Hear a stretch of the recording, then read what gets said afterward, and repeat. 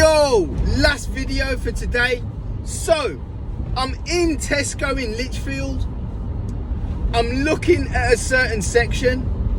This old guy come up to me, talking, old guy I'd say deep in his 80s, deep. Yeah. This old guy, he goes, you're a good looking fella, aren't you? I was like, and then he turns to his wife, who is Asian, East Asian, like Filipino. He turns to his wife and he says, "He looks like our not grandson, I don't know, some family member, son-in-law. He looks like our son-in-law, doesn't he?" And she just mutters something, knowing full well what he's about to say is probably potentially racist. So the Filipino wife, like, didn't say anything. She kind of just like went, right. And so I said, well, if I look like him, he must be a good looking guy. And he goes, "Oh, I know who you look like." I says, "Who do I look like?" He says, "That famous TV chef." I says, "Oh, I know exactly what's going to come out his mouth." And his wife is kind of like poking him. Remember, this is in Tesco. This is surreal. This is at bloody just one of the sections of Tesco. And he goes, "You look like the TV chef." So I knew where he was going, but he's an old boy. He's in his 80s. So I just kind of laughed it off. And he goes, "That's it, Ainsley Harriott. You look like Ainsley Harriott." And I went, "Oh, thank you very much. That's such a compliment."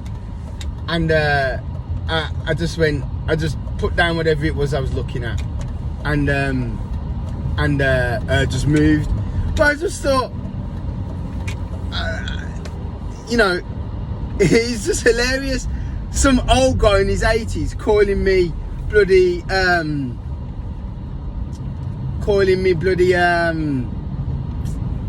what's it called? Ainsley Harriott. But then a pupil, a year 8 pupil, says, "Are you from," obviously my name's Mr. Rodney. So this year 8 pupil goes, he goes, "Oh, sir, have you ever seen Only Fools and Horses?" I says, "Yes, I have." He goes, "Oh, my dad said to say, whatever Rodney says to Trigger." He said some, and I went, "Oh, thank you." And then on our next lesson, the guy says, "Oh, my dad said to say, Rodney, you blonga." And I just went, "Say thank you to your dad, yeah?" So I'm just polite, just showing politeness. But then I'm walking to my car at the end of school. The same pupil goes, "Rodney!" And I'm like, this is a year 8 pupil. I'm like thinking, look at the cojones on this pupil. Yeah, he's just shouting my name across the bloody school car park. Madness team. Anyway, light-hearted. It wasn't being racist in any way. I think he was just trying to be polite. He's on the way out. He's 80 plus. He's just trying to have a bit of banter. And this is what I'm saying. I can take a bit of banter. No.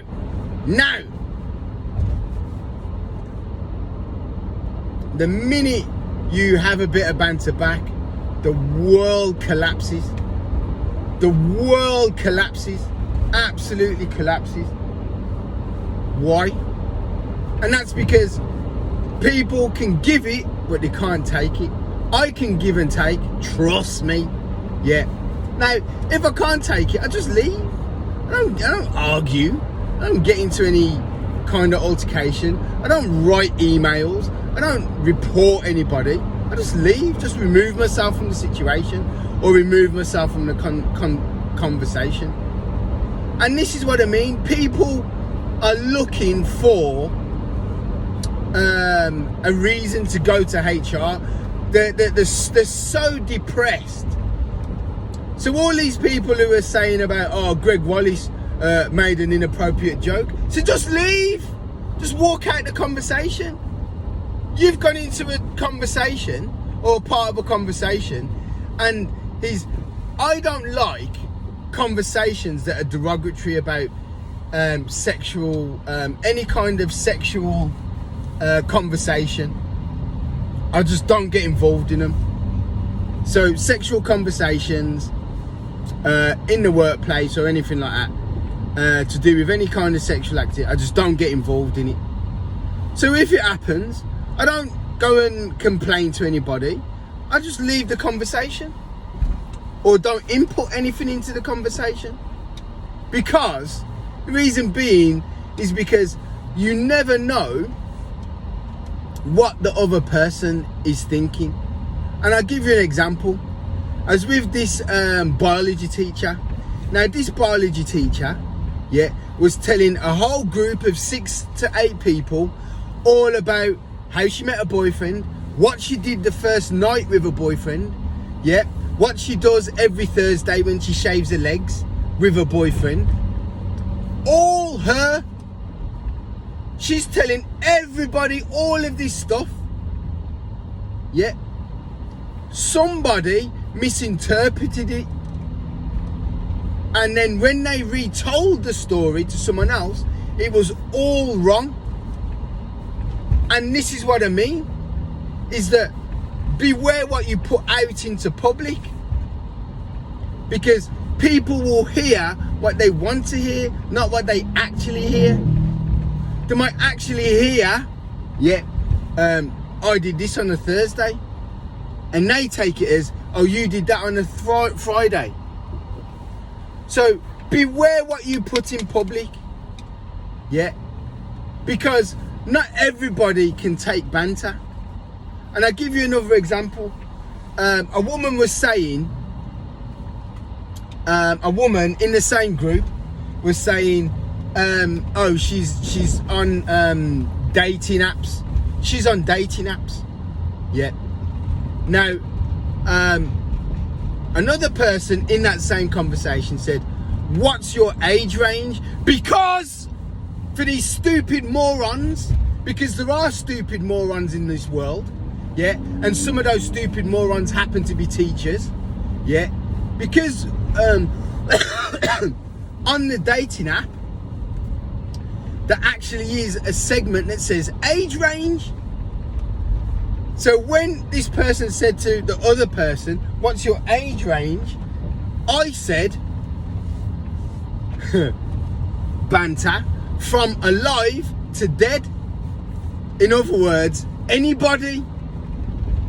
Now, this moron or another moron, no one involved, took it as, oh, well, in a school, that might mean that you're talking about pupils. How would that mean that? It would only mean that if that's what you're thinking, you savage. That's the only way it would think that, because if that's what you're thinking, you savage, you animal. So, and that's the point that I'm making, is that when you have these conversations, people will interpret whatever they want to interpret. People will take whatever they want to take. So I could say, the sun is shining, but it's a little bit cloudy. Someone would take that as it's overcast and it's about to rain. Whereas I've basically just said what I've saw. The sun is shining and it's a bit cloudy. So you can have clouds and sunshine. Whereas someone could take that, they could think, well, clouds carry precipitation, clouds carry water. So therefore, if it's cloudy, that means it's going to rain. If it's going to rain, then so that means it's overcast and it's cloudy. That's not what it means. You get what I mean? So beware what you put out in public, guys.